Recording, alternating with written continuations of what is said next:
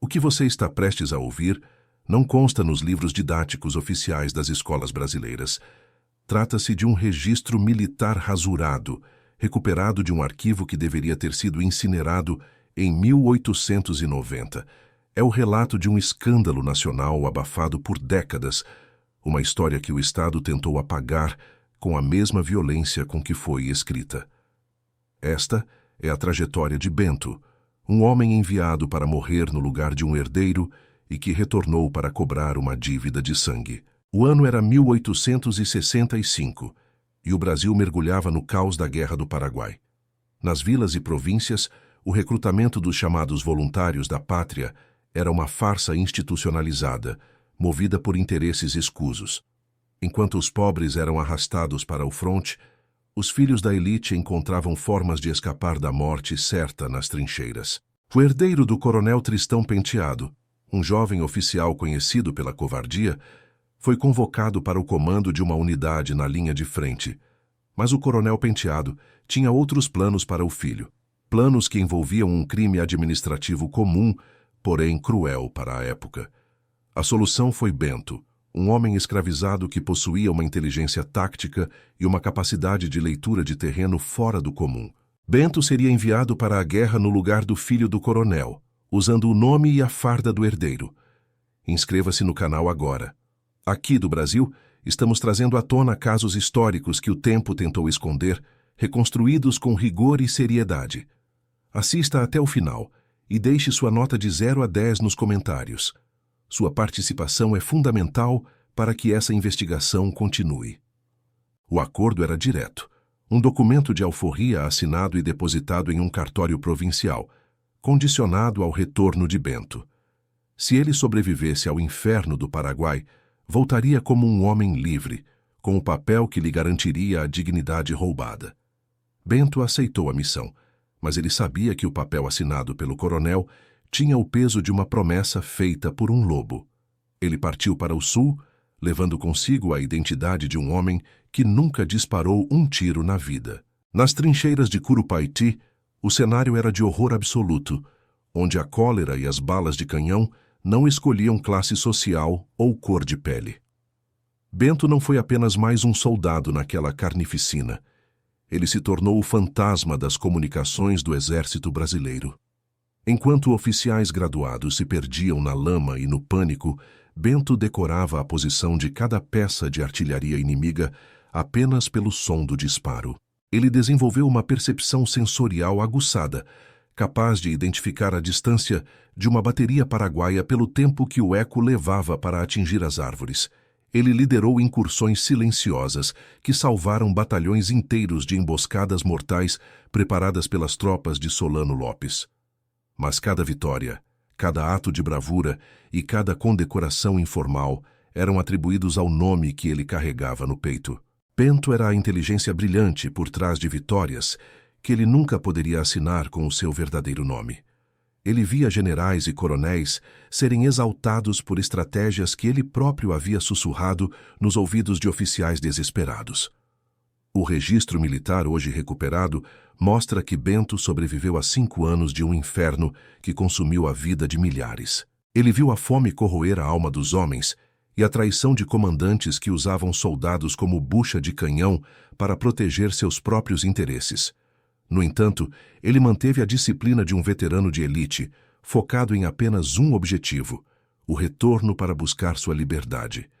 Ele possuía uma promessa selada, e essa era a única bússola que o mantinha vivo em meio ao cheiro de pólvora e corpos em decomposição. Quando o conflito terminou em 1870, Bento iniciou uma marcha de retorno que duraria meses por estradas poeirentas. Ele não voltava como um escravizado fugitivo, mas como um veterano condecorado por méritos que o Estado insistia em ignorar. Sua mente estava cheia de táticas de guerra, mas seu coração guardava a esperança ingênua de que a palavra de um coronel valia algo. Ele cruzou fronteiras e províncias, sentindo o peso da liberdade cada vez mais perto de suas mãos calejadas.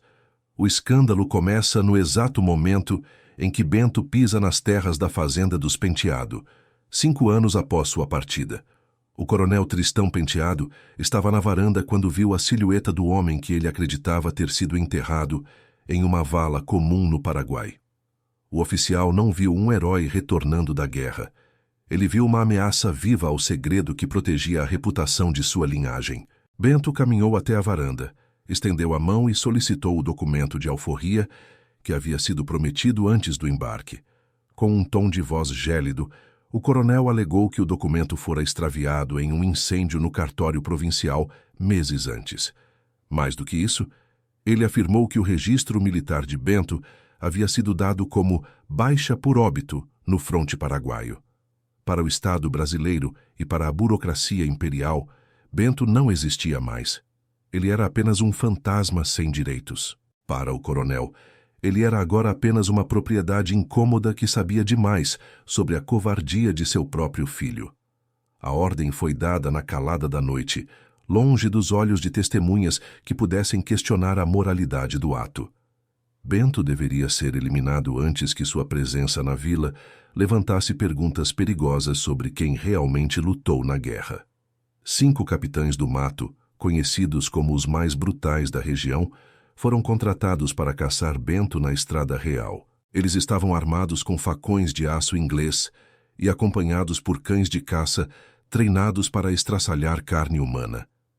Aqueles homens esperavam encontrar um escravizado quebrado pela guerra, um homem exausto e pronto para se entregar ao chicote. Eles não sabiam que Bento estava observando cada movimento deles das sombras, aplicando as mesmas táticas de guerrilha que usou contra os paraguaios. Bento estava acorrentado por uma ordem judicial forjada de captura, com pesados elos de ferro prendendo seus pulsos. Mas o coronel cometeu o erro fatal de subestimar um homem que sobreviveu a Curupaiti e Tuiuti. As correntes, que deveriam ser o símbolo de sua opressão e fraqueza, tornaram-se naquele momento sua única arma.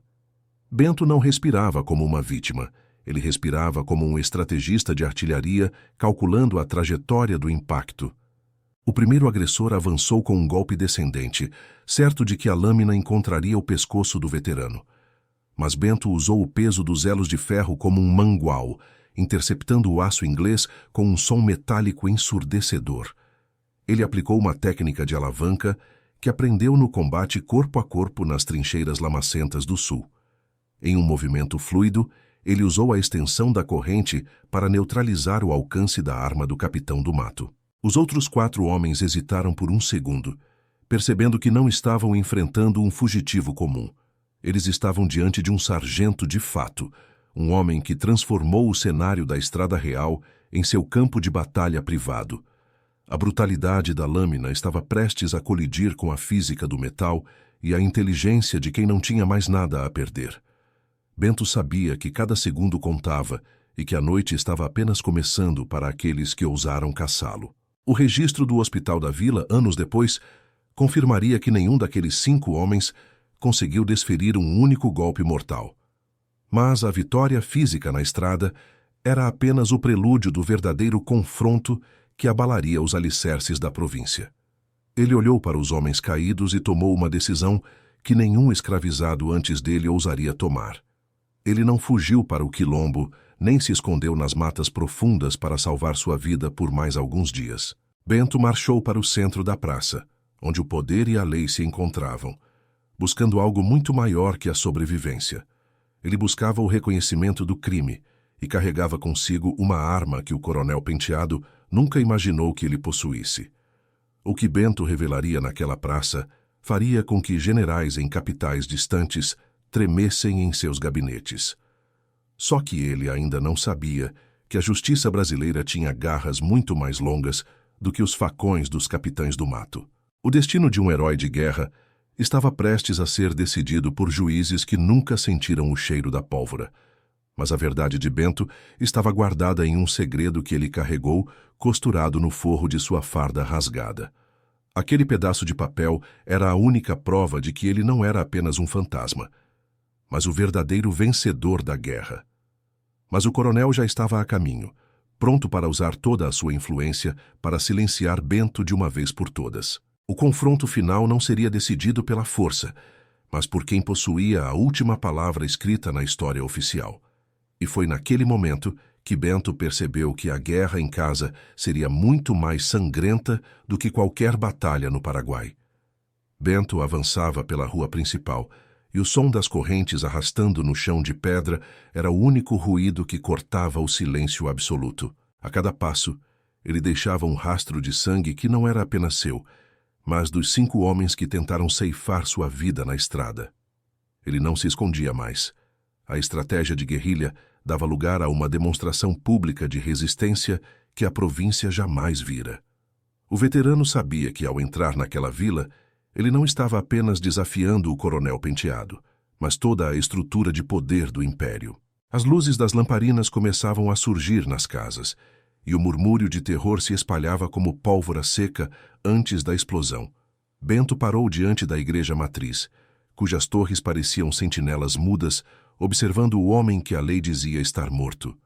Ele sabia que o coronel não tardaria a chegar e que sua influência ia muito além de alguns capangas armados com facões. O poder de Penteado estava enraizado nos livros de registro, na amizade com o juiz de paz e no silêncio comprado das autoridades locais. Dr. Arnaldo, o juiz da comarca, já havia sido acordado pelos gritos dos escravizados que viram Bento passar pelo portão da vila. Ele era o arquiteto legal das mentiras do coronel, o homem que assinou o óbito falso de Bento enquanto o soldado ainda sangrava no Paraguai. O juiz sabia que, se Bento falasse, a fraude do alistamento desmoronaria, levando consigo carreiras, títulos e a honra da Guarda Nacional. A ordem de captura que Bento carregava nos pulsos era uma sentença de morte disfarçada de papel oficial, pronta para ser executada a qualquer momento. A guarnição da vila foi mobilizada em minutos, e o som das botas militares no calçamento ecoava como um trovão anunciando a tempestade. Bento sentia o suor frio escorrer por suas costas, misturando-se à poeira da estrada e ao trauma de 5 anos de trincheiras. Em sua mente, a praça da vila transformava-se no campo de batalha de Curupaiti, onde cada sombra poderia esconder um inimigo mortal. Eu morri naquela lama para que o filho dele vivesse na luxo, pensou Bento, com os dentes cerrados e a garganta seca pela indignação. Ele não aceitaria ser enterrado novamente por uma caneta e um carimbo, não depois de ter sobrevivido ao canhão e à cólera. A injustiça ardia em seu peito com mais intensidade do que os cortes profundos que os capitães do mato haviam deixado em seus braços. O coronel desceu da carruagem com a arrogância de quem se considera o dono da vida e da morte naquela província esquecida. Seu rosto estava vermelho de fúria, e seus olhos buscavam o homem que ousou retornar do mundo dos mortos para assombrar sua linhagem. Prendam esse animal!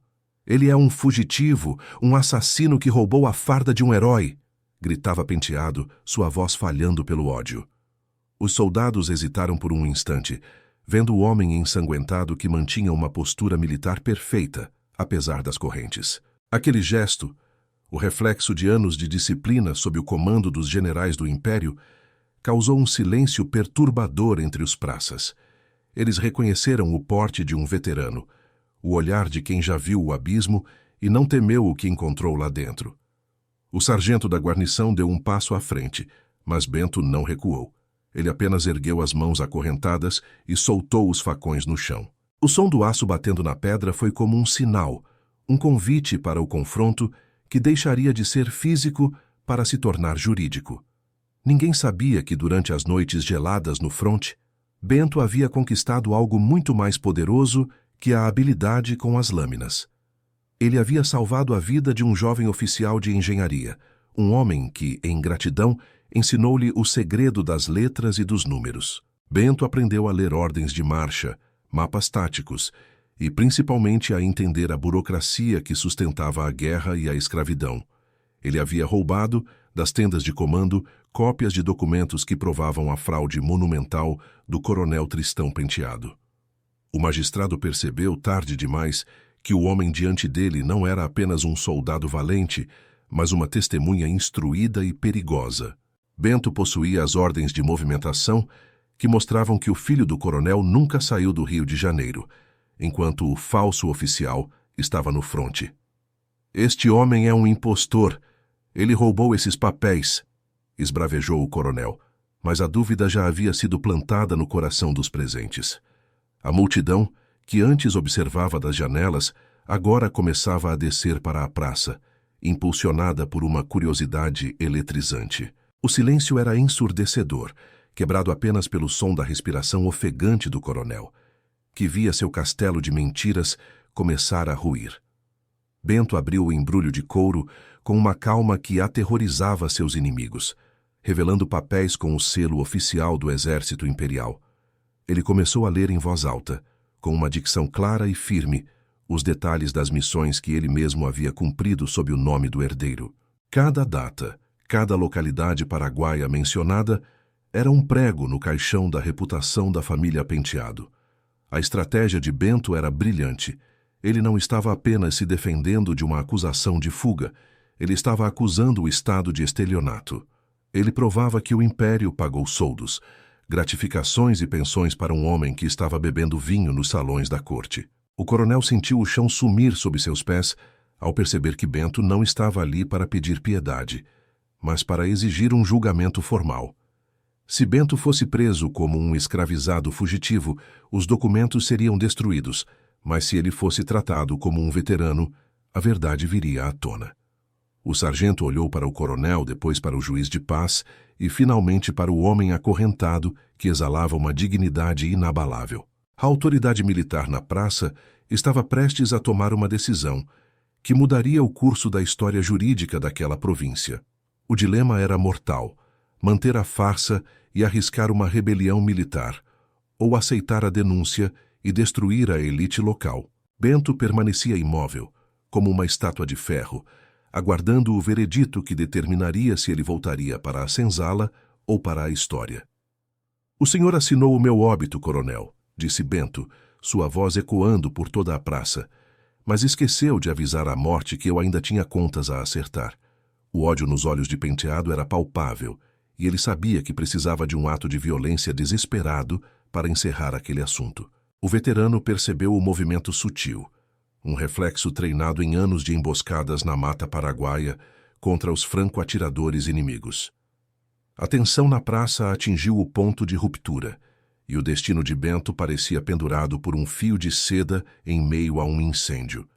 Ninguém ousava respirar, e o tempo parecia ter congelado naquele instante de decisão entre a vida, a morte e a justiça.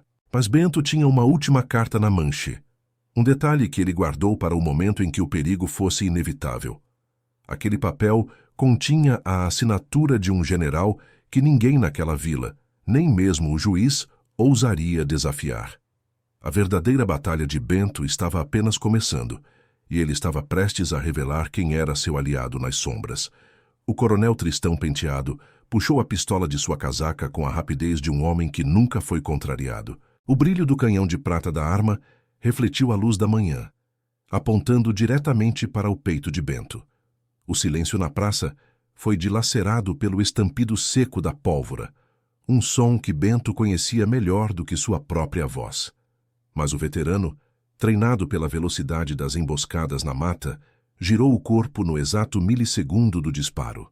A bala passou raspando pelo ombro de Bento, rasgando o tecido da farda, mas sem encontrar a carne do soldado.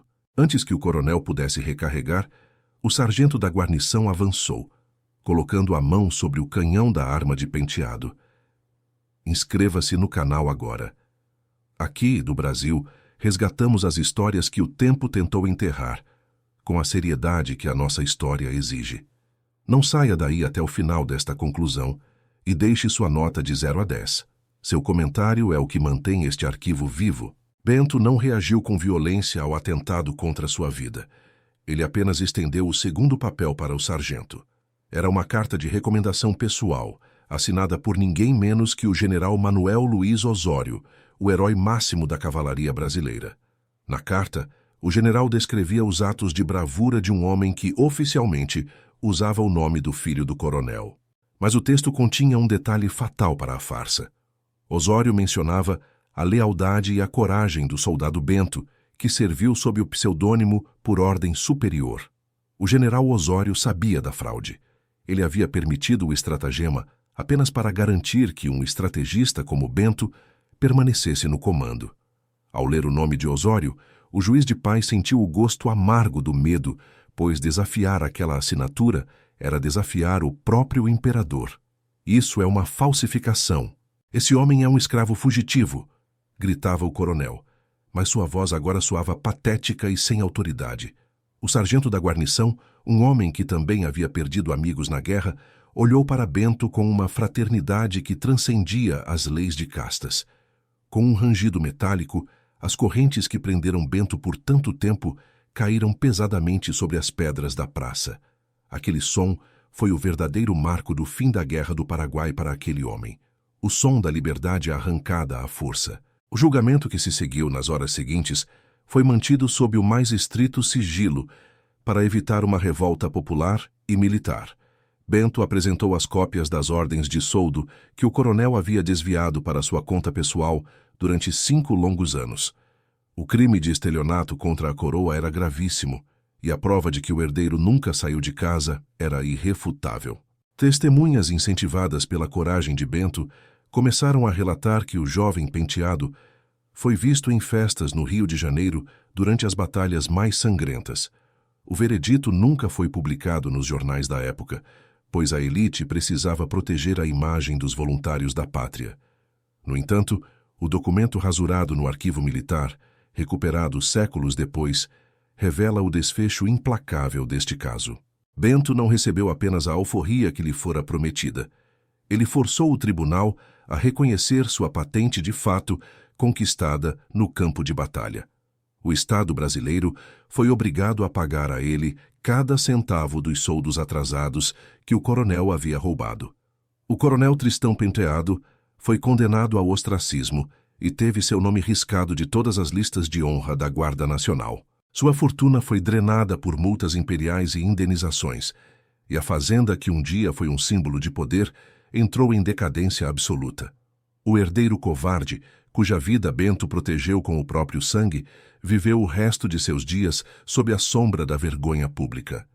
Quanto a Bento, o homem que venceu 5 capitães do mato usando apenas o ferro que o prendia, seu destino final permanece um mistério parcial. Dizem que ele usou o dinheiro de sua indenização para comprar a liberdade de dezenas de outros escravizados na província vizinha. Ele desapareceu dos registros oficiais logo após o caso, mas o som de suas correntes batendo no chão da praça tornou-se uma lenda local. A história de Bento é o lembrete de que a justiça, às vezes, não é concedida pelo sistema por bondade, mas arrancada dele pela inteligência. Ele provou que um homem pode ser acorrentado fisicamente, mas uma mente tática e instruída é impossível de se manter em cativeiro. O silêncio que o Estado tentou impor foi quebrado pelo registro que você acaba de conhecer, uma dívida de sangue finalmente paga pela história. Bento não foi apenas um soldado. Ele foi o homem que transformou o símbolo da sua dor na ferramenta da sua libertação. A arrogância do coronel Penteado precedeu sua ruína, enquanto a resiliência de Bento garantiu sua imortalidade nos arquivos proibidos do Brasil. Justiça tardia, mas que ecoa até os dias de hoje como um grito de resistência contra o apagamento do nosso passado. Inscreva-se no canal. Se você acredita que outras histórias como esta, de coragem e inteligência, precisam vir à tona, inscreva-se agora. Este trabalho é feito aqui no Brasil, como um registro necessário da nossa memória histórica e criminal. Deixe sua nota de 0 a 10 nos comentários e sugira qual caso ou mistério histórico devemos investigar no próximo vídeo. Obrigado por acompanhar esta investigação até o fim. O silêncio é o aliado da injustiça, e nós estamos aqui para quebrá-lo.